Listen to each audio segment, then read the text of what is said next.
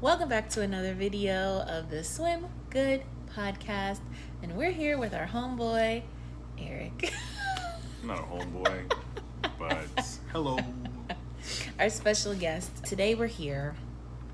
It's the same day, but we're filming another video, so we're wearing the same clothes. We just felt like getting on the camera.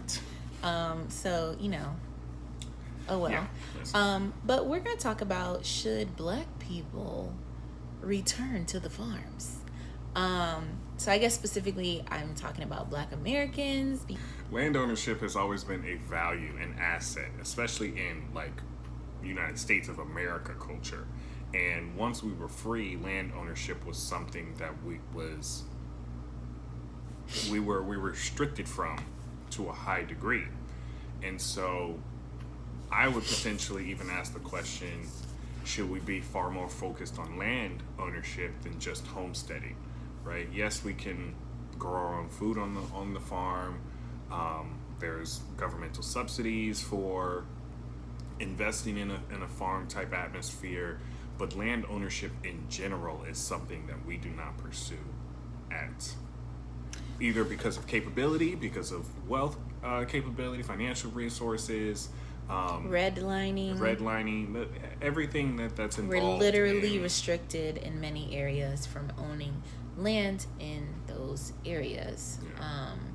So yeah, I mean, I think I want to focus on, like, you know, should African Americans either, you know, return to the farm, or should we embrace farming more than we do?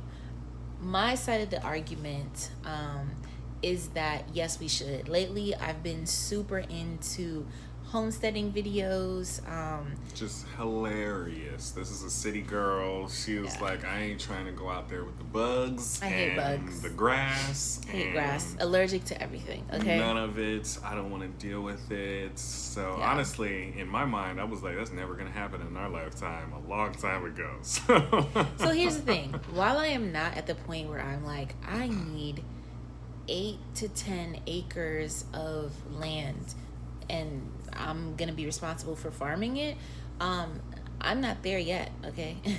But I am into having a very large backyard and utilizing it to farm enough food for my immediate family and immediate relatives. I guess they wouldn't be immediate, but you know, like, you know, close relatives. And the reason why I think that's important is because, you know, a lot of times African Americans live in very urban areas. You know, many of our ancestors, relatives moved to the cities in search of work, you know, 50 plus years ago. And I think that it's just not serving us. And we know that we're heavily in cities, you know, people who left the cities after we came there, right? We know who those people are, right? Okay, we know. Who left the cities in droves, right, to form their own communities in the suburbs. Now, in the last 20 years, have been coming back to cities and taking over and increasing rents, increasing home purchasing prices, you know, and so many of us, again, are being pushed out. But what we know is that there's just not enough development in our neighborhoods, like if you're still in the city areas. And so I feel like a lot of us are living in areas, particularly the lower, the working class, you know, are living in areas, even if it is a little bit more suburban, where there are food deserts and there's really just a shortage of fresh food, and everything that we need, we have to go to a store to get. And I think that makes all of our health issues worse. You know, it allows our children to feast on things that you can get at a corner store, overly processed foods, heavily sugared drinks, and so I mean, the American diet hits us way more. It hits us way more, and to get, even for us, we live in New York, and we gotta go to Long Island or just other areas of our neighborhoods to, like, I have to go maybe like 3 miles to go to a good grocery store. And For I have a those of y'all grocery who don't store live in New on York, my block. 3 miles is a long way. Oh, yeah. You In should New be York. able to walk to the grocery store, okay? Like, and there's a good grocery store. Like, we live in an area which is, I would say, like a mixed income area. Would you agree? Yeah, it's definitely mixed income. In the grocery store that's closest to us, every single thing in there is priced 30 to 40% more expensive than it would be at a At the normal one grocery 3 miles store. away. Right. So why convenience means I have to pay more Right. for the exact same product, Yeah. and whatever the Makes no reason sense. why, whether it's Because that it costs more to be poor. And we're not even poor. But we know who shops in those stores, you know. And most of them are working class and lower income, or people who just need the convenience. Like, we typically utilize the convenience store to get milk, you know, bread, a couple snacks. Right. But if I try to do my whole grocery haul, first of all, I couldn't because they don't have as many products. It's a smaller store. And second of all, you know, spend it twice costs as much more. for It half literally as much. costs more, which makes no sense at all. And so I just think that, you know, black people and brown people, you know, like, we need to, but specifically black people, like, I think the concept you need to focus on is self-sufficiency. That's we right. literally farm out our needs to every single thing else, right? We can't sustain our health through food that is ours. We don't sustain our education through people who are teaching us our information, our businesses, or other people's, right? In our neighborhood, why is the beauty supply store owned by, you know, and I'm not mad at anybody else Not who's an us. entrepreneur, but at the end of the day, the African American community spends like 1.5 times as much on beauty products and cleanliness products than any other billions people. of dollars. And so, if we're spending that much money, why is it not going to an organization that is owned and operated by us? And so, it's not just self-sufficiency in an independent nuclear family perspective, it's self-sufficiency as a community. Right? I look at Homestead. If I want to start a farm, if I want to grow my own plants, right? I need to know where I can get that information from. Our community has been cut off from information in many ways. I would love to see, you know, more co-ops, more food co-ops. Right. We should be starting in our our own food co-ops. communities. But what's the know-how? Who knows how to do it? How to do it, Sometimes how you to have run to it. see somebody do it before you in They order to have think that you several have the belief co-ops that you can. in around Brooklyn, and obviously we're speaking to New York because we're New Yorkers and we live in New York. You know, part of a food co-op is that you work in there. order to purchase from there, you also have to, what you take out, you have to put back in. Right. So if you purchase, you know, food, You get really subsidized food prices, like very fresh fruit, but you spend you pay 2 or 3 money days a week working there as well in Yeah. order for the business to and run like a itself. Costco, I think you have to pay like a fee to be a member or something like that. And like I think it's minuscule, though. we It's need very more. minuscule. Like there are they have those what do they call those? They're like farmers markets as well. I've seen some in different areas, not too far from where we live. But they just deserve like expansion. Like we have one that's close to us, but it's literally in like an alleyway, like on a major thoroughfare, and it's in an alleyway. And I don't know about y'all, but I'm like walking into an alleyway. Like it's just weird. It's kind of bizarre. And so you know, and so I just think like we need, you know, to get the word out, you know, that there is that like healthy food can be affordable, you know, and maybe everybody doesn't need to start a homestead or, you know, a farm that is going to be profitable. But I think in situations like what we've had over the last 3 months, where literally the whole country was locked down, some of the most vulnerable people, how do they figure out food, you know? How do they do that when they sent their kids to school for 2 out of the 3 meals they needed during the day? And so we really have to, You gotta be creative, because right now our solutions, the normal solutions, especially for the poor segment of our population, is that you rely on nonprofits and churches and people willing to do the hard work. But Right. that doesn't mean that there's not an economic benefit down the line for someone that creates an interesting solution, a creative solution for this problem. Is it a moneymaker? Should we turn the camera off? Listen, I'm not about to do it. Execution is king, and I ain't got the time. All right, go ahead. The idea was that why don't people who live in Section 8 housing own their own homes? Right? If you're pumping this much money into a community for them to live there all the time, why can't they, if they have their own job and can pay for housing or can invest in something, why can't they buy ownership into that? And now it's a co-op of a residential state, right?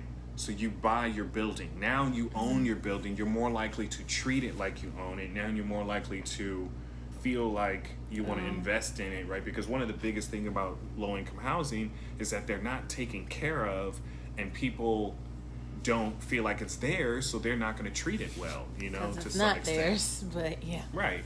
So at the end of the day, land ownership, ownership is still the biggest wealth asset for any American. Can you tell us Any about American. how you grew up and how, what your father has done? Because I think this is, a really interesting thing that a lot of people, unless you just live in the country and that's a normal thing, but for us city folk, okay? It's kind of like a bizarre concept. And I just think it's super interesting, and I'd love to hear you talk more about your experience, So my dad is, Yeah. I think I coined this term for him. He's a radical hippie. He's no longer radical because he's 72 now. You can't be too Is radical Dad at that age. 72? He's up there. No, he's not. He's probably just turned 70. He just turned 70. I'm like, hold on, we missed something. And he went into the military late in his life, but before he went into the military, he had all types of life experiences, and one of them was A, he became a vegetarian, and B, his lifelong dream, which he executed, and I guess in his early 30s, was to own his own land, build Like a compound, an underground right? house on it, and basically just buy up a whole bunch of land, put his brother here, his sister here, his dad here, his nuclear family here, and just have everybody there like it's a compound. Now, to bring it real to ground it, my older brother was born on a compound like this. So he's been on compounds like this, and so the idea of it was, I've seen it done before, I can do it for myself and my own family. He ended And up... you were raised vegetarian as well. Yeah, I right? was raised Or vegetarian until vegan about or vegetarian? Until about 22. I had left the house and I started eating meat. But he had about 86 acres or so. Him and my mom went down and bought this much. They liquidated all their funds. Is it 86 acres? It's probably a little less now because it's been selling it off to cousins and whatnot. But yeah, it's a lot. It's not all farmable because it's a lot of hills and forests. Yeah. But he built himself an underground house. Literally only one wall is exposed to the open air. The rest of it has 4 feet of dirt up and over the top of it. He built his sister an underground house, which is maybe 6-7 years ago. His other sister lives on one hill. His brother lives over here. Literally, the whole family is. And he has a farm, down the right? street. And now, so yeah, he's grown it, right? So it started out as just an underground house. Then he built a lake, threw some fish in there. Then his sister got some cows. Then he grew. He started doing raised gardens, where he's cabbage and things that you grow year round. He makes He's his got own nut, wine. He's got nut trees. Right, he's got apple, nut trees. I think an apple tree.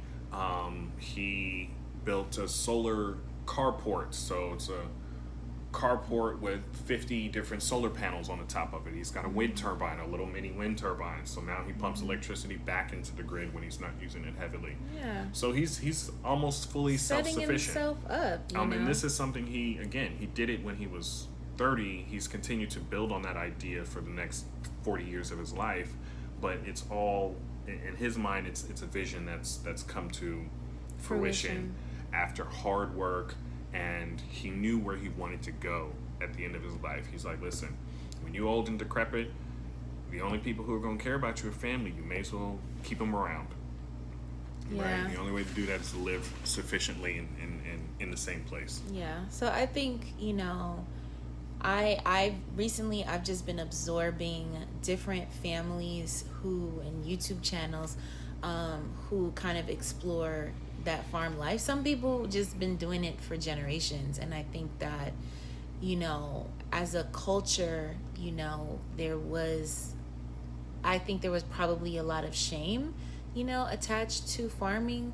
But if you want to keep it 100, when our ancestors were pulled from the continent of Africa, they were pulled not because they were unskilled laborers or workers and let's just put them to use somewhere. They were skilled peoples, and from different people groups who were skilled at certain things. Some were skilled at farming particular crops. Others were there were the rice people. I come from the rice people, the rice growers. I am a Gullah Geechee girl. Well, half really, but even though I'm a city dweller, like my roots, run south. And it's just like, I think more than ever right now we realize that these things are going to be what help us. And I think as a community, I think running to, as soon as we get the fancy jobs and running to the suburbs and, where ordinances say you can't do anything except for mow this lawn, every 2 weeks and not use your own, land to cultivate whatever you need the way that you want to. Like, I'm really starting to question that whole idea. And like, what's the point of running and buying a home or land that one looks like everybody else's, and this is no shade, where it looks like, a movie set. It's cookie cutter consumerism that's been built up since like the 50s, right? The white picket fence and all of that. That's supposed to be perfect. The idea of and the it's American just, dream. Yeah, I just feel like, maybe the American dream isn't working for us. And in actuality, Whose dream was it? Has it Whose ever dream worked was for it? us? That's the problem. Has it ever worked for us? And so these are just our thoughts. We live in New York City, so we're not close to like what we're talking about right now, but we're imagining that, and we're thinking, in terms of what's next and how do we do this. And so if there's any of you guys who are interested in this kind of dialogue or have been thinking about that, let me know. I've been consuming, I think it's called like the Homestead Heart. I don't know, I'll find their channel and link them in the bio, but it's a couple, and they just seem really cool, and they found their homestead, I don't know, maybe a year or two ago, and I mean they bought a huge plot of land, so they've really been working it. I'm not sure where in the country they are, and then I also follow this family channel called Black Acres of the Gambia, and they're a family, middle-aged couple, and their 4 kids who have moved from America to the Gambia. For middle-aged. I don't think they are. They're what? They're early 50s. They're like mid 50s. Okay. So that's middle age, Listen, I want them to watch this video. So like, can we not shade them? No, I'm not shading them. They're a I good love family. you, Bag family. We're awesome. I was not shading them at all. Nobody's perfect, but they're currently documenting their journey. They've been living in the Gambia for 4 years, and they've purchased a bunch of land, and they're working on their homestead and their farm, and they're trying to make their mark on the continent. And so it's really interesting. So check out their channel as well. And also come back to my channel, to the Swim Good podcast. Subscribe, comment. Okay, like, be a part of this family, okay? I've been thinking, does the name Swim Good Podcast serve me? I don't know if I should change it, but basically I thought about it because I like doing deep dives on different topics, and also I love the Swim Good song by Frank Ocean, so but that's like kind of like a millennial song, like a early millennial song, so I don't even know if people can relate to the channel name. So I'm thinking about it. If you have any thoughts on that, let me know. Should I keep it? Should it go? But yeah, thanks for listening. Thanks for watching. I think this is the second video I've recorded with my face. So I hope you guys enjoy. Once again, I'm Danny. This is Z. This is Z, and we're out. Bye.